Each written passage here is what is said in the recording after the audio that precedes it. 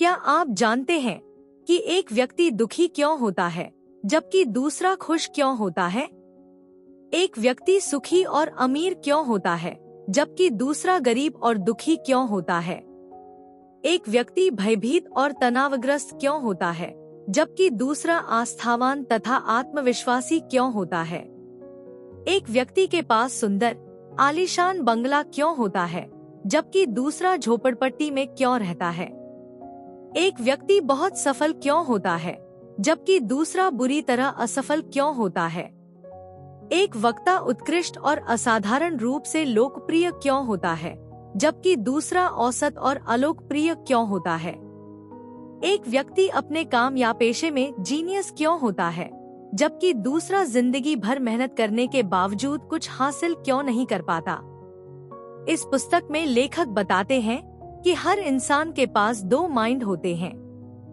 पहला वह जिससे वह सोचता, बोलता और निर्णय लेता है, जिसे कॉन्शियस माइंड कहते हैं। इसका कार्य केवल 10% होता है। वहीं दूसरे माइंड को हम सबकॉन्शियस माइंड कहते हैं, जिसका हिस्सा 90% है। हम अपने कॉन्शियस माइंड में जो भी सोचते और महसूस करते हैं, वे संकेत हमारे सबकॉन्शियस माइंड में चले जाते हैं और हम भविष्य में वैसा ही बन जाते हैं। हम अपने सबकॉन्शियस माइंड की चमत्कारी शक्तियों का प्रयोग करके जीवन में मनचाही सफलता प्राप्त कर सकते हैं। अब जरूरत इस बात की है कि हम अपने सबकॉन्शियस माइंड की शक्ति को कैसे पहचानें और मनचाही चीज पाने के लिए इसका इस्तेमाल कैसे करें। तो आइए समझते हैं डॉक्टर जोसेफ मर्फी द्वारा लिखी गई पुस्तक the power of your subconscious mind की मुख्य बातों को। चैप्टर 1, आपके अंदर बहुत बड़ा खजाना छिपा है, बस आपको अपनी आंखें खोलकर इसे देखना होगा। आपके भीतर एक अनोखी ताकत है, मानो सोने की खदान, जिससे आप खुशी से भरपूर जिंदगी जी सकते हैं और जो चाहे हासिल कर सकते हैं। बहुत से लोग इस खजाने से अनजान हैं, इसलिए वे दुखी रहते हैं। आप जो चाहते हैं वह पा सकते हैं, बस विश्वास रखें। लोहे की तरह इंसान भी चुंबक हो सकता है। मजबूत चुंबक भारी चीजें खींच सकता है, लेकिन कमजोर चुंबक पंख तक नहीं उठा सकता। इंसान भी दो तरह के होते हैं। पहला, जो आत्मविश्वास से भरा होता है और सफलता को अपना जन्मसिद्ध अधिकार मानता है। दूसरा, जो डर और शंकाओं से घिरा रहता है। ऐसे लोग मौके आने पर भी कहते हैं, अब मुझे नाकामी मिलेगी, पैसा खराब होगा या लोग हंसेंगे। ऐसे लोग जिंदगी में आगे नहीं बढ़ पाते क्योंकि डर की वजह से वे कोशिश ही नहीं करते। खुद को मजबूत चुंबक बनाइए और सफलता पाएं। यह आपको वह पैसा और आजादी भी दिला सकता है जिससे आप अपनी मनचाही जिंदगी जी सकें। अपने अवचेतन मन की ताकत से आप किसी भी परेशानी का हल ढूंढ सकते हैं। यह आपको बीमारियों से लड़ने में मदद कर सकता है और आपके दिल का दुख भी दूर कर सकता है। यह आपको मानसिक बंधनों से मुक्त करके खुशी और सफलता की राह दिखा सकता है। मान लीजिए आप कोई भी चीज हासिल करना चाहते हैं। इसके लिए सबसे पहले आपको एक मजबूत आधार की जरूरत होती है। ठीक उसी तरह अपने अवचेतन मन को मजबूत बनाना भी जरूरी है।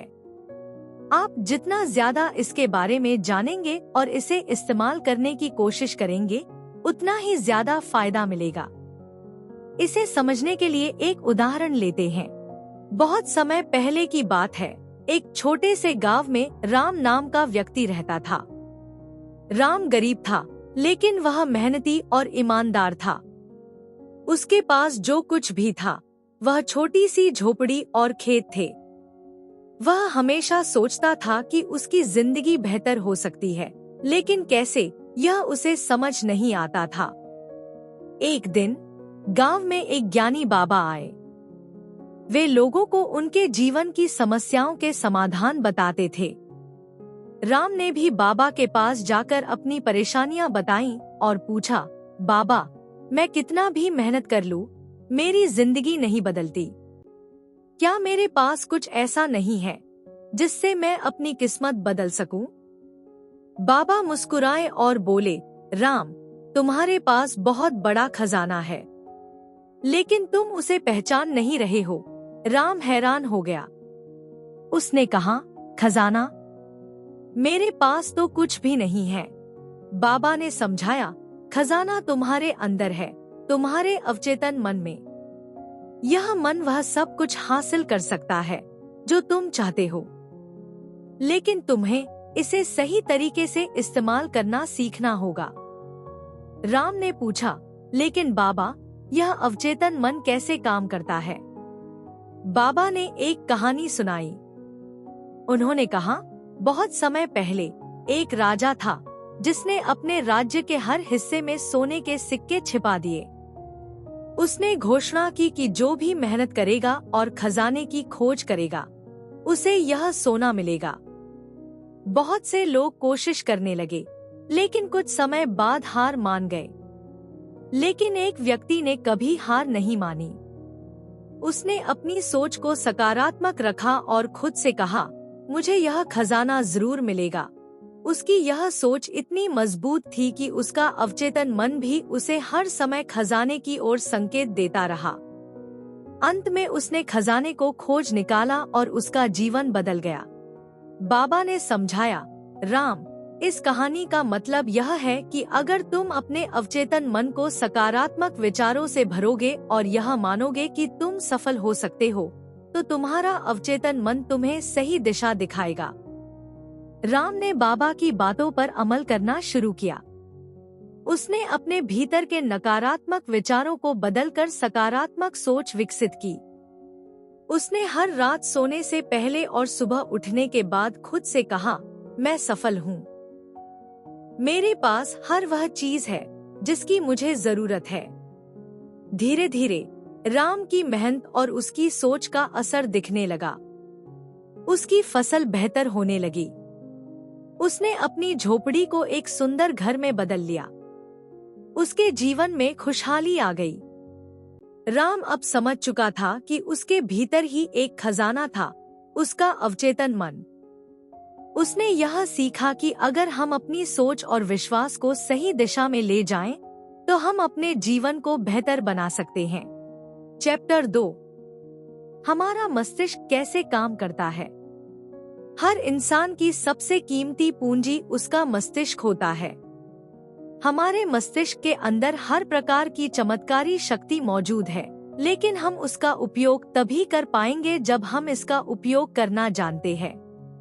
अगर हम अच्छा सोचेंगे तो अच्छा होगा, बुरा सोचेंगे तो बुरा होगा। आप वही बनेंगे जो आप दिन भर सोचते हैं। जैसा कि हमने बताया, हमारे मस्तिष्क के 2 हिस्से होते हैं। एक है चेतन मन यानी कॉन्शियस माइंड और दूसरा है अवचेतन मन यानी सबकॉन्शियस माइंड। चेतन मन पर हमारा कंट्रोल होता है। जो भी हम कार्य करते हैं, देखते हैं, सुनते हैं, बोलते, ये सब कार्य चेतन मन के द्वारा किया जाता है। जब हम सो जाते हैं तब यह भी सो जाता है। दूसरा है अवचेतन मन जो निरंतर कार्य करता रहता है। रात को जब हम सो जाते हैं तब भी यह अपना काम करता है। इस पर हमारा कंट्रोल नहीं होता है। अगर हम अपने अवचेतन मन पर कंट्रोल करना सीख गए तो फिर अपनी लाइफ में हम मनचाही चीजें आकर्षित कर सकते हैं।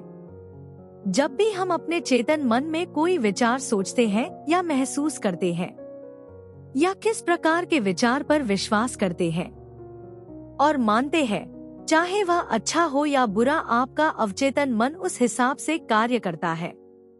अगर आप यह सोचते हैं कि मेरी तो किस्मत ही खराब है, मेरे साथ हमेशा बुरा होता है, लोग मुझे समझते नहीं हैं, मेरा तो स्वास्थ्य खराब है, मेरा कर्ज बढ़ रहा है, इन सब विचारों को अगर आप सोचते हैं और विश्वास करते हैं तो यकीनन आपको यही चीजें और अधिक मिलेगी। दोस्तों, हमारे अवचेतन मन को इससे कोई मतलब नहीं है कि आपके विचार पॉजिटिव है या नेगेटिव। जैसा आप महसूस करोगे आपका अवचेतन मन उस हिसाब से कार्य करेगा। आइए इसे एक उदाहरण के माध्यम से समझने की कोशिश करते हैं। एक गांव में मोहन नाम का एक युवक रहता था। मोहन बहुत होशियार था, लेकिन उसकी जिंदगी में कुछ भी ठीक नहीं चल रहा था।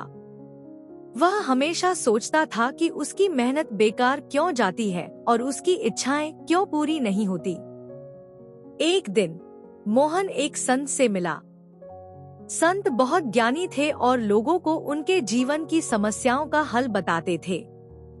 मोहन ने संत से कहा, महाराज, मैं बहुत मेहनत करता हूँ, लेकिन फिर भी मुझे सफलता नहीं मिलती।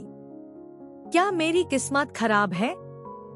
संत मुस्कुराए और बोले, बेटा, तुम्हारी किस्मत खराब नहीं है, बल्कि तुम्हारा मस्तिष्क ठीक से काम नहीं कर रहा। तुम्हें अपने दिमाग को समझने की जरूरत है। मोहन ने हैरानी से पूछा, मेरा मस्तिष्क? वह तो ठीक काम कर रहा है, लेकिन इसका मेरी जिंदगी से क्या संबंध है? संत ने एक गहरी सांस ली और कहा, तुम्हारा मस्तिष्क दो हिस्सों में काम करता है, चेतन मन यानी कॉन्शियस माइंड और अवचेतन मन यानी सबकॉन्शियस माइंड। अगर तुम इन्हें ठीक से समझकर इस्तेमाल करना सीख जाओ तो तुम्हारी जिंदगी बदल जाएगी। संत ने समझाया, सचेतन मन वह है जो तुम्हारे जागरूक विचारों को संभालता है। यह वही मन है जिससे तुम सोचते हो, फैसले लेते हो और किसी चीज पर ध्यान केंद्रित करते हो। लेकिन तुम्हारे जीवन की असली ताकत तुम्हारे अवचेतन मन में छिपी है। मोहन ने पूछा, महाराज, यह अवचेतन मन क्या करता है? संत बोले, अवचेतन मन तुम्हारे सभी विचारों, भावनाओं और अनुभवों को अपने भीतर संजोकर रखता है। यह बिल्कुल खेत की तरह है। अगर तुम इसमें अच्छे विचारों के बीज डालोगे तो यह तुम्हें खुशहाली और सफलता के फल देगा। लेकिन अगर तुम इसमें नकारात्मकता के बीज डालोगे तो तुम्हारी जिंदगी में समस्याएं बढ़ेंगी। संत ने एक कहानी सुनाई। एक बार की बात है, एक व्यापारी अपनी नाव से समुद्र में यात्रा कर रहा था। रास्ते में उसकी नाव तूफान में फंस गई और डूबने लगी। व्यापारी को बचने का कोई रास्ता नजर नहीं आ रहा था। वह घबरा गया, लेकिन फिर उसने अपनी आंखें बंद की और अपने मन से कहा, मैं बच जाऊंगा। मेरा अवचेतन मन मुझे रास्ता दिखाएगा। उसने खुद पर विश्वास रखा और मन ही मन कल्पना करने लगा कि वह सुरक्षित किनारे पर पहुंच चुका है। थोड़ी देर बाद एक लकड़ी का बड़ा टुकड़ा पानी में बहता हुआ आया। व्यापारी ने उस पर चढ़कर खुद को बचा लिया। संत ने कहा, उस व्यापारी ने अपने अवचेतन मन की शक्ति को जागृत किया। उसने डर को दूर करके अपनी सोच को सकारात्मक रखा और उसका अवचेतन मन उसकी रक्षा करने के लिए रास्ता बना सका। संत की बातों से मोहन को समझ में आया कि वह अपनी नकारात्मक सोच के कारण परेशानियों में फंसा हुआ था। उसने फैसला किया कि अब वह अपने अवचेतन मन को सकारात्मक विचारों से भर देगा। मोहन ने हर सुबह उठकर खुद से कहा, मैं सफल हूँ, मैं खुश हूँ, मेरा जीवन बेहतर हो रहा है। उसने अपने मन में अपने सपनों की तस्वीरें बनानी शुरू की, जैसे कि वह अच्छा जीवन जी रहा हो। धीरे धीरे उसकी मेहनत का असर दिखने लगा। मोहन की फसलें पहले से बेहतर होने लगी। वह गांव के सबसे सफल लोगों में से एक बन गया। अब वह जान चुका था कि उसका मस्तिष्क उसकी किस्मत बदल सकता है, अगर वह इसे सही तरीके से इस्तेमाल करे। हमारा मस्तिष्क एक शक्तिशाली औजार है। अगर हम अपने अवचेतन मन को सकारात्मक और रचनात्मक विचारों से भरें, तो यह हमें हमारी इच्छाओं को पूरा करने में मदद करता है। चैप्टर 3, हमें जो जीवन में चाहिए वो कैसे पाएं? इमेजिन करें कि आप एक टैक्सी में बैठे हैं और आप बार बार टैक्सी ड्राइवर को डायरेक्शन चेंज करने के लिए कह रहे हैं और आपके इस फैसले से ड्राइवर पूरा कंफ्यूज हो चुका है। क्या आप अपनी मंजिल तक पहुंचेंगे? शायद नहीं। क्योंकि आपको क्लियर ही नहीं कि कहाँ जाना है। लेखक बताते हैं, हमें अपनी इच्छा शक्ति नहीं, हमें अपनी इमेजिनेशन यूज करनी चाहिए। आपको अपने लक्ष्य का एंड विजुअलाइज करना है, जहां तक आपको पहुंचना है। और जैसे वह आप विजुअलाइज करते हैं, आपके लिए सारे रास्ते खुलना शुरू हो जाते हैं। अगर आपको शक हो तो आप करके देखें। बस ये ध्यान रखिए कि आप जो कल्पना कर रहे हैं उसे रोजाना जारी रखें, क्योंकि अनुशासन से आप लगातार कार्रवाई करते हैं। बाइबल बताती है, जो लोग इस धरती पर जन्म लेते हैं वो लोग चेतन मन और अवचेतन मन दोनों को सही से उपयोग करना सीख गए तो कुछ भी पा सकते हैं। चैप्टर 4, अवचेतन मन की चमत्कारी शक्ति। डॉक्टर मर्फी बताते हैं कि हमारे अवचेतन मन के पास कोई भी बात तर्कसंगत तरीके से सोचने की क्षमता नहीं होती। वह केवल वही चीज मानता है जो हम उसे बार बार बताते हैं। उदाहरण के लिए, अगर आप यह सोचते रहेंगे कि मैं असफल हूँ या मुझे कुछ नहीं आता, तो आपका अवचेतन मन इस बात को सच मान लेगा और आपकी जिंदगी में इसे हकीकत बना देगा। इसके विपरीत, अगर आप खुद से बार बार यह कहेंगे कि मैं सफल हूँ या मैं यह कर सकता हूँ, तो आपका अवचेतन मन इसे सच मान लेगा और आपको सफलता की ओर ले जाएगा। इस किताब में डॉक्टर मर्फी ने कई ऐसे उदाहरण दिए हैं जहां लोगों ने अपने अवचेतन मन की शक्ति का इस्तेमाल करके नामुमकिन को मुमकिन बनाया। उन्होंने एक ऐसे व्यक्ति की कहानी बताई जो गंभीर बीमारी से पीड़ित था और डॉक्टरों ने उसे ठीक होने की उम्मीद छोड़ दी थी। लेकिन उस व्यक्ति ने अपने अवचेतन मन को विश्वास दिलाया कि वह पूरी तरह स्वस्थ हो जाएगा। उसने रोजाना अपने मन में सकारात्मक विचार भरे और धीरे धीरे उसकी सेहत में चमत्कारी सुधार हुआ।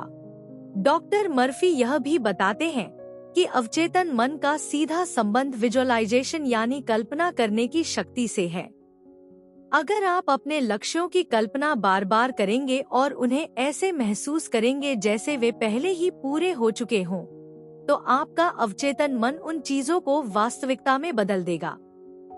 उदाहरण के लिए, अगर आपका सपना है कि आप एक बड़ी गाड़ी खरीदना चाहते हैं, तो उसकी कल्पना करें। सोचें कि आप उस कार में बैठे हैं, उसे चला रहे हैं और किसी लॉन्ग ड्राइव पर जा रहे हैं। उसका रंग कैसा है, यह भी सोचें। आपका सारा ध्यान इस बात पर होना चाहिए कि यह वास्तव में आपके पास है। कभी भी अपने विचार पर संदेह न करें। यकीन माने, जल्दी ही आपको अपनी ड्रीम कार भी मिल जाएगी। चैप्टर 5, दौलत को पाने के लिए अवचेतन की शक्ति का प्रयोग कैसे करें। आप अमीर बस ये कहकर नहीं बन सकते हैं, मैं अमीर हूँ, मैं दुनिया का सबसे अमीर व्यक्ति हूँ। आप जब ये एफर्मेशन बोलते हैं, तब आपका फोकस अमीर बनने पर जाता है और आप धन को आकर्षित करने के लिए सचेत हो जाते हैं। और ये एफर्मेशन आपके दिमाग में आइडियाज बनाता है। इसी से आपको भी आपके नए बिजनेस प्लान और नए आइडियाज मिलेंगे जो आपको अमीर बना सकते हैं।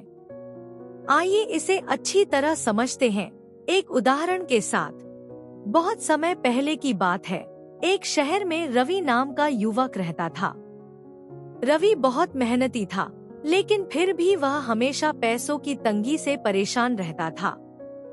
उसका सपना था कि वह अमीर बने, अपने परिवार को अच्छी जिंदगी दे और एक बड़ा घर बनाए।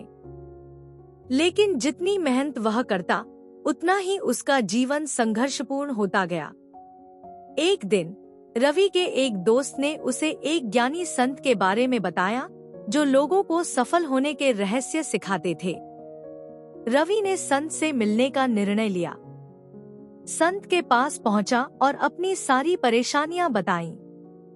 उसने कहा, बाबा, मैं दिन रात मेहनत करता हूँ, फिर भी मेरी आर्थिक स्थिति में कोई सुधार नहीं हो रहा। क्या अमीर बनना सिर्फ किस्मत वालों के लिए है? संत मुस्कुराए और बोले, बेटा, दौलत पाना केवल किस्मत का खेल नहीं है। यह तुम्हारे अवचेतन मन की शक्ति पर निर्भर करता है। अगर तुम अपने अवचेतन मन को दौलत की ओर केंद्रित करना सीख जाओ तो तुम्हारी जिंदगी बदल सकती है। रवि ने हैरानी से पूछा, बाबा, यह अवचेतन मन क्या है और यह दौलत पाने में कैसे मदद करता है? संत ने समझाया, तुम्हारा मस्तिष्क 2 हिस्सों में काम करता है, सचेतन मन और अवचेतन मन। सचेतन मन वह है जिससे तुम सोचते हो, फैसले लेते हो, लेकिन अवचेतन मन उससे कहीं ज्यादा शक्तिशाली है। यह तुम्हारे विचारों और विश्वासों को सच्चाई में बदलने की ताकत रखता है। अगर तुम अपने अवचेतन मन में दौलत और समृद्धि की सोच को गहराई से बैठा लो, तो यह तुम्हें अवसरों और सही रास्तों की ओर ले जाएगा। संत ने रवि को एक कहानी सुनाई। एक किसान था जो बहुत गरीब था। वह हमेशा यही सोचता था कि उसकी गरीबी कभी खत्म नहीं होगी। एक दिन एक साधु किसान के पास आए और बोले, तुम्हारे घर के नीचे सोने की खान है, लेकिन तुम उसे देख नहीं पा रहे हो क्योंकि तुम खुद को गरीब मानते हो। किसान को विश्वास नहीं हुआ, लेकिन साधु की बात उसके मन में गूंजती रही। उसने खुद से कहना शुरू किया, मेरे पास दौलत है, मैं इसे खोज निकालूंगा। हर दिन वह खुद को यह विश्वास दिलाने लगा। कुछ समय बाद उसने जमीन खोदने का निश्चय किया। उसने अपनी जमीन को मेहनत से खोदा और सचमुच उसे सोने की खान मिल गई। उसकी जिंदगी बदल गई। संत ने कहा, इस कहानी का मतलब यह है कि दौलत तुम्हारे भीतर ही है। तुम्हारे अवचेतन मन में छुपी ताकत ही असली सोने की खान है। अगर तुम इसे सही तरीके से इस्तेमाल करो तो तुम्हें दौलत जरूर मिलेगी।